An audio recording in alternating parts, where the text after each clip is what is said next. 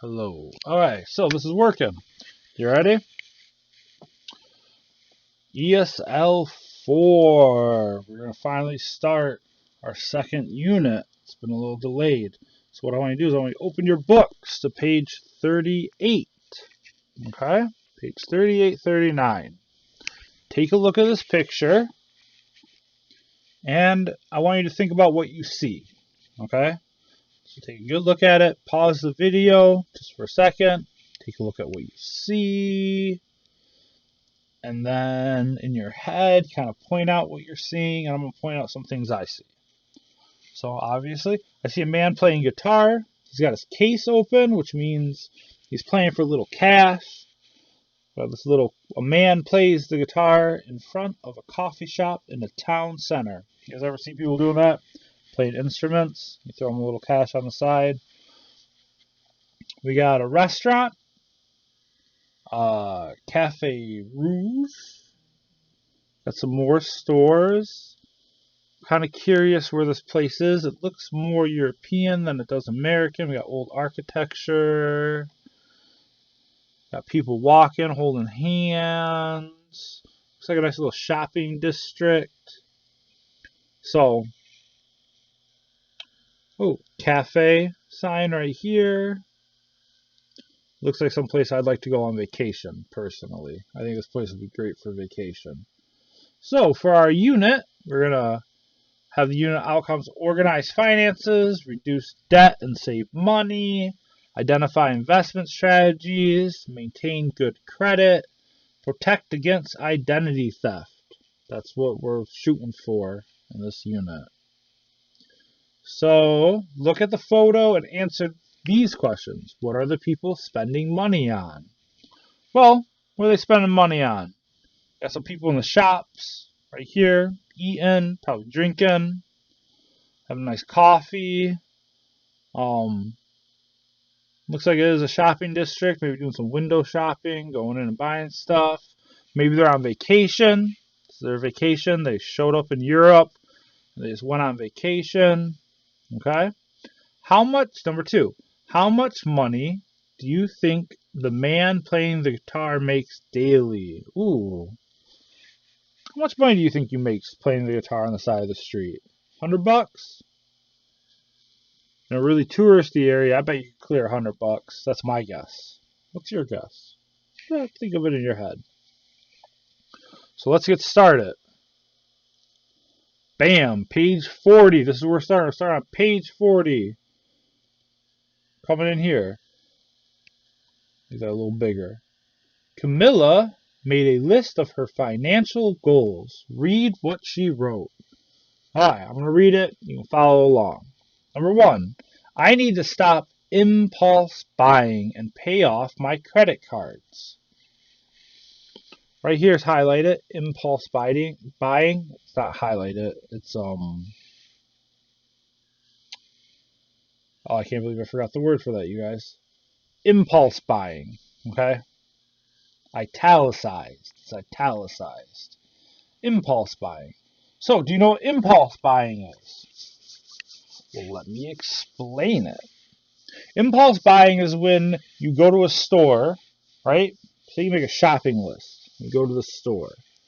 I got eggs, bacon, bread, milk, and fruit on my shopping list. So I get everything on my shopping list. On my way to check out, I see chocolate for sale. Buy one, get one free. And I'm like, whoa, chocolate for sale. And my impulse, I buy it. I grab it. I put it in my cart. And I go and I buy it. I didn't need it. I didn't budget for it. It wasn't on my list, but I still bought it. Impulse buying, a big thing for me, personally, for impulse buying, is I'll go on Amazon and I'll be looking for a movie, free movie, and I'll see a new release. And I'm like, oh, I really want to see that movie. And it's $20. And I'm like, yeah, I can spend $20. And I buy the movie.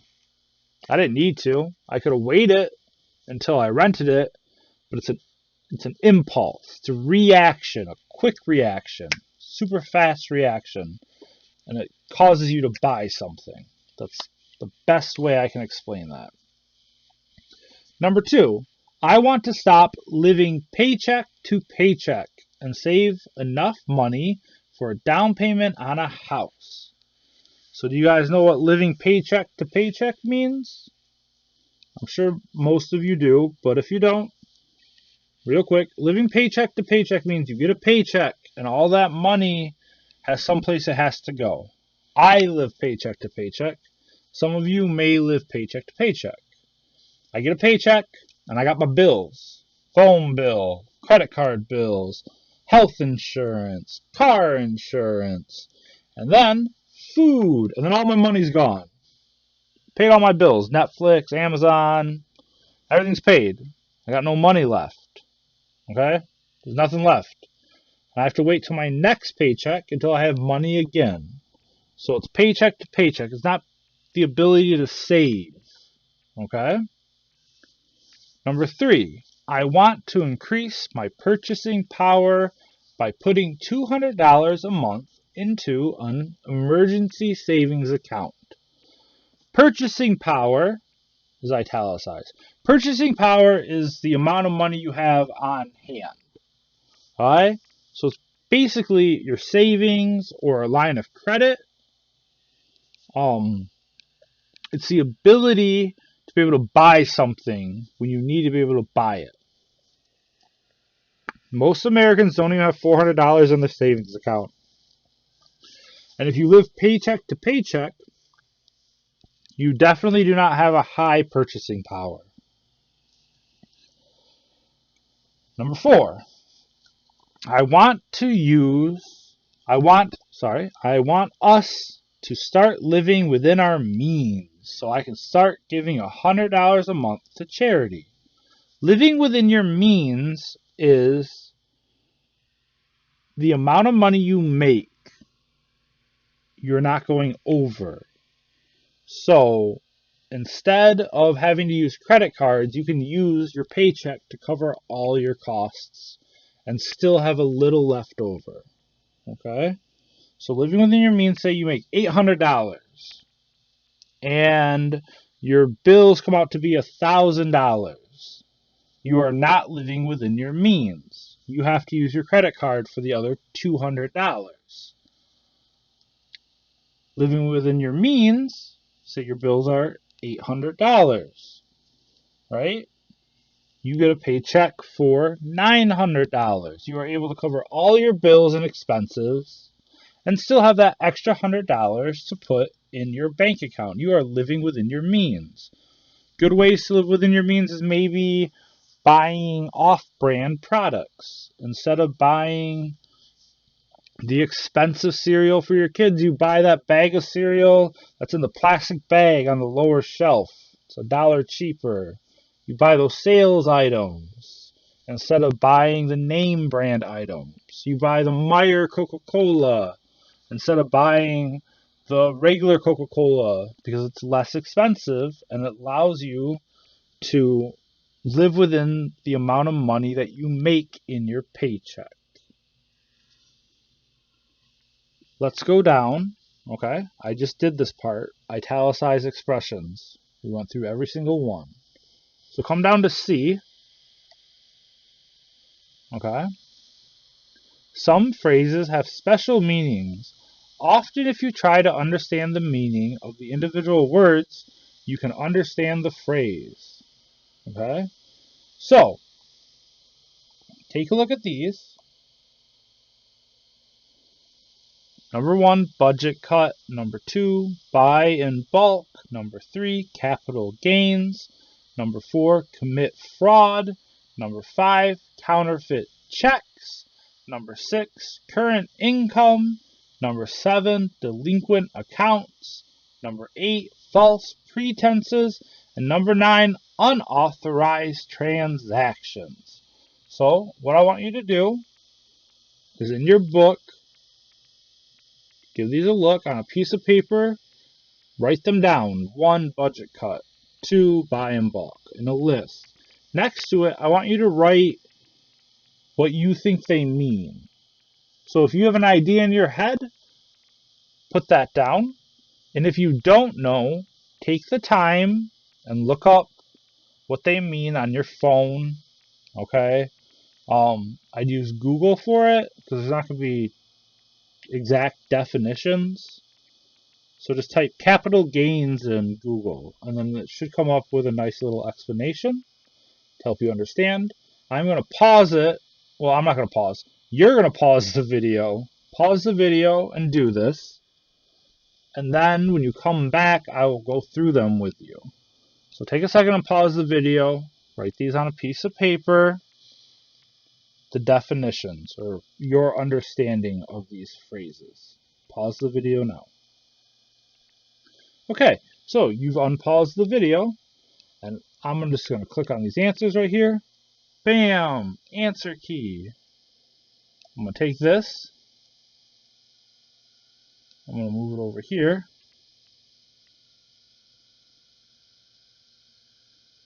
Like this.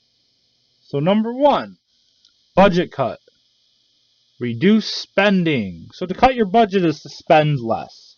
Your budget's $800, and you're like, I need to bring that down to $600 so I can save $200 a month. How do I not spend that $200? Again, this goes with buying things that are on sale, maybe buying things in bulk, maybe getting the Meyer Coca-Cola instead of the name brand Coca-Cola. Okay?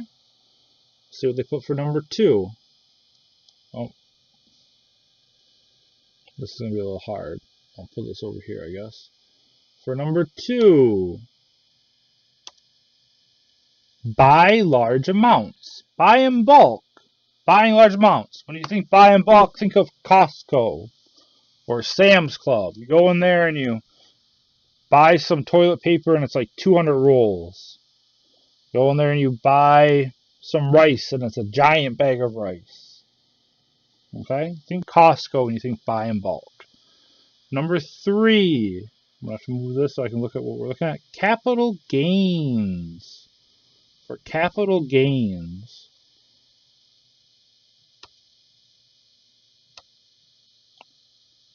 Money earned as profit. Okay, so it's the profit you make. Money earned as profit is a capital gain. Say you buy a car for $2,000 and you sell it for $2,500. Your capital gain for that car is $500. Good. Number 4. Sorry, I gotta keep moving this on you guys. I can't think of a better way to do it. Number 4. Commit fraud.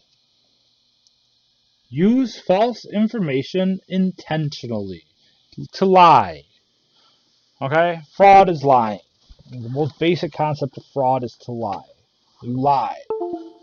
Okay? Number 5. Counterfeit checks. Fake checks. Not real. Counterfeit is not real. The word counterfeit means not real. Counterfeit checks means a fake check. Someone wrote you a check and it's not real and you won't get any money for it. Other things that maybe like counterfeit, they do a lot of counterfeit movies or counterfeit counterfeit watches.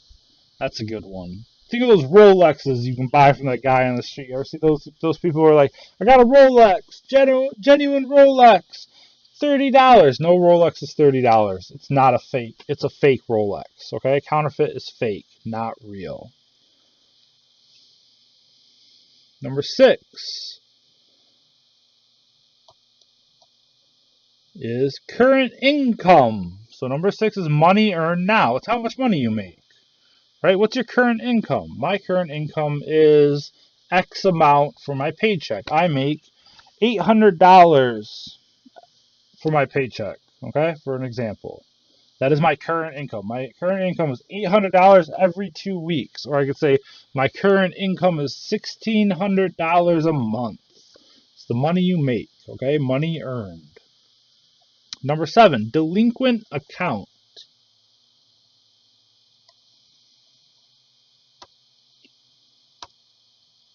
Overdue money owed. A delinquent account is, yeah, so this can work for maybe you owe money on your credit card and you didn't make your payment. It's an overdue. It's what is owed. So overdue. Your account's overdue. You didn't pay your phone bill on time. It becomes a delinquent account. You didn't pay your rent on time. It's a delinquent rent payment. Okay, something you owe money. It's overdue. Okay, you didn't make the timely payment. Number 8, untrue information, false pretenses. Again, counterfeit is to make something that's fake. So like a fake check. Commit fraud is to do something under false pretenses, right? Use false information intentionally is also lying. False pretenses is untrue information. That is, they're basically lies. False pretenses is me being like, I sell you a car, right? And I say, I put a brand new alternator in the car. You buy the car, and a week later, your alternator is broken, and your mechanic goes, man, this alternator was really old. We need to replace it. I lied to you. It was me lying. I said, I put a new one in. Nope, I sold you the car under false pretenses. You thought the alternator was new, and I knew it was old, right? And I lied to you. Number 9, which I believe is our last one. So let's bring it in there. Unauthorized transactions. Unauthorized transactions. That is illegal financial deal. Unauthorized transactions. You'll hear this term a lot if someone steals your credit. Or they steal your credit card and they go on a spending spree. Someone steals your credit card numbers online, and you look at your credit card and you're like, I didn't buy $100 worth of juice boxes on Amazon. Right? It's an unauthorized transaction. People were not allowed to use your credit card to make that purchase. You did not say that they could make that purchase. Okay? So someone steals your credit card and goes to the bar. You didn't authorize that. Someone stole it. It's unauthorized. I hope those explanations from me were good. I hope you found some good ones on Google. Let's continue. Okay. In this picture, it says secure payment, pay now, and the little quote up here is, it's easier than ever to monitor your bank account, but be careful when making online transactions. This is just saying make sure you're using secure payment platforms. PayPal, you trust the website. So I trust Amazon. I'll put my credit card on Amazon. They're not going to steal it. You don't want to be putting your credit card on websites that you're like, I don't really know what this company is. Okay? That's how you get your information stolen, and that's how unauthorized transactions happen. Hi, let's head over here. Look at the following sentences. Try to figure out the meanings of the underlined words by reading them in context. So, the company declared bankruptcy when it ran out of money. What does bankruptcy mean? It means that they ran out of money. Okay? They have no money left. So, I'll show you the answer for the bankruptcy one, right? Without money to pay creditors. So, they have no money to pay people back. That's what bankruptcy is, right? You don't got the money. You owe people money and you're like, I don't got it. I don't got the money. I ain't making the money. You're never going to get the money. So you declare bankruptcy. Okay? It happens. It's one of those things that you don't want to do. It's not a casual thing. Declaring bankruptcy really hurts your credit, but it happens to people. Sometimes you have to declare bankruptcy because you cannot pay back what you owe. Okay? So creditors are the people you owe money to. So without money to pay back what you owe. That's what bankruptcy is. Now, I want you to pause the video. Okay? Right now, pause the video and answer these questions. When you're done answering them, I'm going to go through them all. Alright, now you're back. You paused your video. Let's go through the answers. Number 2, I took out a loan at the bank and I used my house as collateral. What does collateral mean? Well, collateral is property used as a security for a loan. It's a little complicated. Basically, it's guaranteeing your loan. You say, hey, I can pay this. And the bank's like, I don't know. I don't know if you can pay it. What happens if you can't pay it? And you're like, okay, I promise I'll pay my loan. And to guarantee that, as collateral, I'll put up my house. What happens when you don't pay the loan? It means that the bank can take your house away. Collateral tends to be things like your house or a car. Okay? That's when you get repossessions. So you get a loan, and you're paying it, and then you stop paying it. The bank legally can come and they can take your house, and it becomes their house. Okay? Hope we all understand that. Number 3. The thought of starting a business was daunting, but he decided to do it anyway. Let's take a look at that. The word daunting. Daunting means intimidating or discouraging. It's more of a feeling, right? So when a task is daunting, you're like, I don't know if I can do it. It's going to be really hard. I guess a good example for this is the first time I fixed my car. I had to change the alternator, and I didn't really know what I was doing. I was watching a YouTube video, and I had never done it before, so it seemed like it'd be very difficult. It's this feeling that it's going to be so difficult to do. It's going to be so hard to do that maybe you won't be able to accomplish it. Okay? And sometimes that feeling makes you not do things. So for like English, like, oh man, my learning English is a daunting task. It's so hard. I'm just going to give up. Well, don't give up, because you can do it. Even if things seem difficult, if you work hard at it, you can do it. Okay? Daunting is like intimidating, is probably a good adjective for that. Not adjective. Is a good synonym.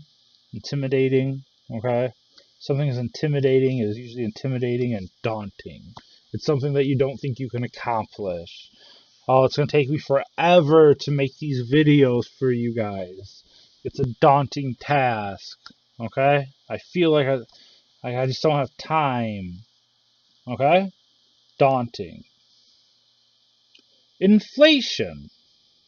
Take a look at inflation. What is inflation? Inflation was so great that bread cost twice as much in June as it did in May. Ooh, okay. So inflation, see the definition they give us. An increase in money so that prices rise beyond value. Our currency constantly inflates. It's just a thing. So when you think of inflation, it's not usually dramatic. It's not in 1 month, bread is $1 in May, and then in June, it's $2. You rarely see that. So when you're thinking of inflation, though, think about when you were younger, 10 years ago, 20 years ago. So like 20 years ago, I could buy a Coca-Cola from a vending machine for 50 cents. And today, the Coca-Cola from a vending machine is $1.50, $2. Okay? Think of something that used to be cheaper when you were younger, and then now it's like $1 more. And I think Coca-Cola is a good example of this, or pop in general. Because when I was younger, I could buy a 20-ounce pop for $1, and now they're like $2.25. I'm getting old, guys. Alright, next one. Investment. Okay? To commit money to gain money. Alright, so that is a that is something that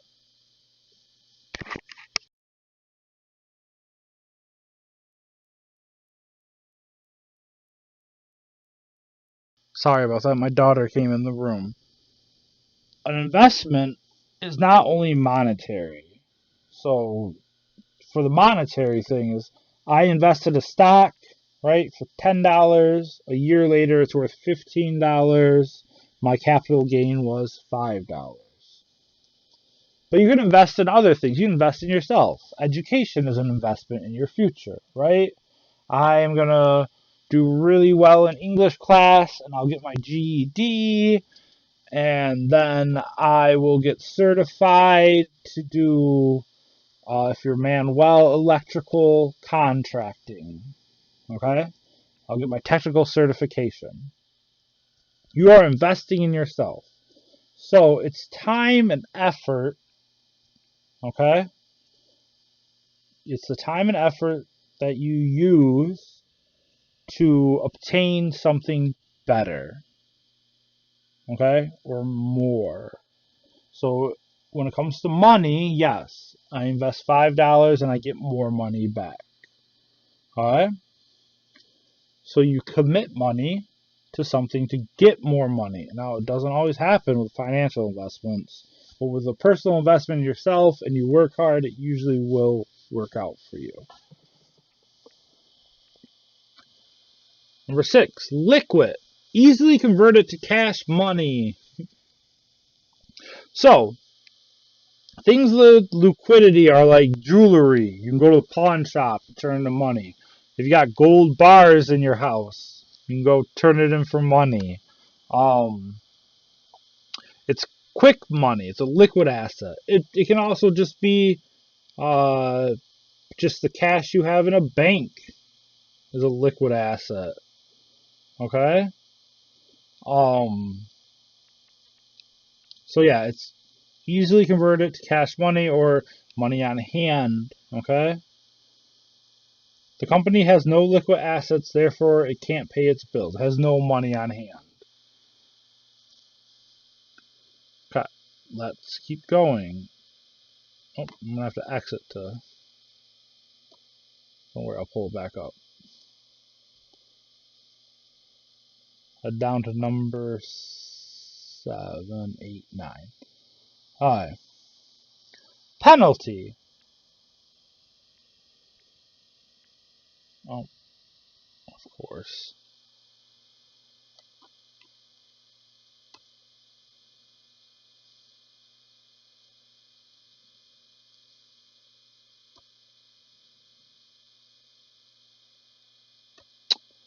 I get used to this clicking, guys. Number 7 is a penalty, a punishment by law for a crime committed. It's not always by law. You get I guess a penalty would be an overdraft. Everybody's got one in their bank account, right? You overdraw $5, they hit you with a $30 fee. That is a penalty. Okay? It is a punishment for not following the rules. It is a penalty. If you are really loud in the library, maybe the librarian will be like, you know what, you gotta leave. You can't be this loud. That's your penalty. In sports, like hockey, there's a penalty box. Soccer, you can get a yellow card or a red card. If you speed, your penalty is you can get a ticket. If you run a red light, the penalty is a ticket. That's a crime. But there are plenty of penalties in this world that are not criminal offenses. You go over your credit card limit and they give you a $25 penalty fee, right? You're not in any criminal. You're not breaking the law. It's not criminal, but you agreed that if you go over your limit in your contract, it's a fee. Number 8. I really wish I could drag this down and drag that up. The definition: at regular intervals of time or date. So what is the question for number 8? Maybe if I minimize it. There we go. Alright, number 8 is periodically. And our answer for that is at regular intervals of time and date. So, I guess a good example of this, okay, is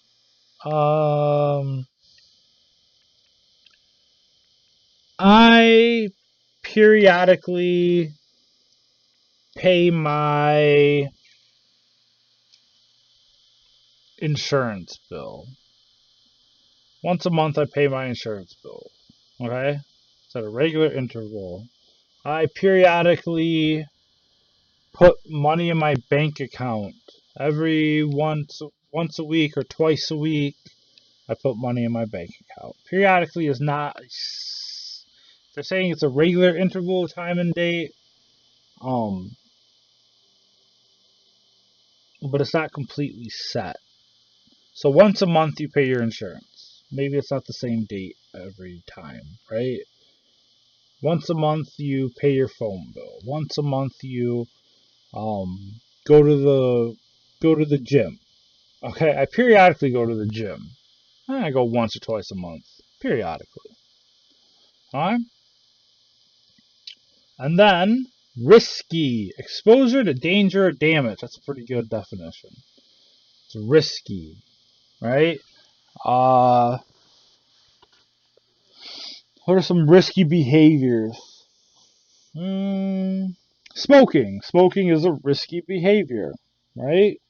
You can hurt your lungs. You can get cancer because you smoke. Risky. Driving 100 miles an hour on the highway is risky behavior. Okay? You're putting yourself in more danger than you should. Alright, let's go down to the next one. So it says, look back at Camilla's financial goals in exercise A. Using some of the new vocabulary phrases, write 4 of your own financial goals. So, you're just going to write down some of your financial goals. Here's examples of how she did it. I need to stop impulse buying. I want to stop living paycheck to paycheck. So things that you want. I need to cut my budget, and why, right? I need to do a budget cut to save $200 a month for vacation. And things like this. You can also use some of these. Maybe I wish I had more liquid assets just in case I get a big bill. I need to stop driving 100 miles an hour because it's risky and dangerous. So create 4 sentences. So pause right now and make 4 sentences, and we'll look at the examples they gave. So here's the examples. Boom. I want to cut my budget. Hey, that was the first one I thought of. I need to stop living paycheck to paycheck. That's a good one. I hope to increase my current income. I think everyone hopes to increase their current income. And I will reduce my impulse buying. Me too. That's something I need to do. I'll go to a store and I'm like, ooh, shiny object. I want it. I do it all the time. Or I'll see something and I'm like, oh, my daughter would like that. And I just buy it. I got to stop doing that. That's impulse buying. Good.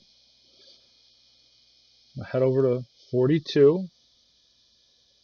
Probably should look at what time we're at. I've been talking a lot. 34 minutes. Alright. So, I'm thinking tomorrow we'll start doing this. 34 minutes of this, and then your grammar was about 10 minutes. So, I want you to obviously, I hope you watched the grammar video that I sent. And make sure tonight that you write in your journal, okay? If you want to do some extra work, this is our class book. What I'd like you to do is go into your workbook for extra work. Also, access Burlington English if you can. And if you have a computer, I know everybody doesn't have one, but if you have one and you want to do some practice, that ACT Work Keys is a good one as well. Again, I hope everybody's staying safe. I really wish we had class because it's so much better to be able to actually talk to you guys and not at you. I wish that we could have nice discussions, but we can't right now. So I'm going to keep sending these videos every day. We'll get through this lesson like this. Hopefully it's helpful for you guys. If you have any questions, always feel free to text me. Please put your name next to the text. And yeah, stay safe. Stay occupied. I hope everything's going well with your families. I know it's hard to have kids around all the time. That's why I'm making these videos. So you can do this when you find time, because I know you guys are extra busy right now with family and work and just scheduling everything and staying at home. I know that I'm going a little crazy staying at home. I wish I could go out, but remember that it's good for public health to stay at home. And I can't wait to see you guys again. Yeah, so just extra work will be workbook, Burlington English, ACTs. Do this work from the video. We'll do this tomorrow, this page tomorrow, 42 and 43. And yeah, I'll see you guys when I see you.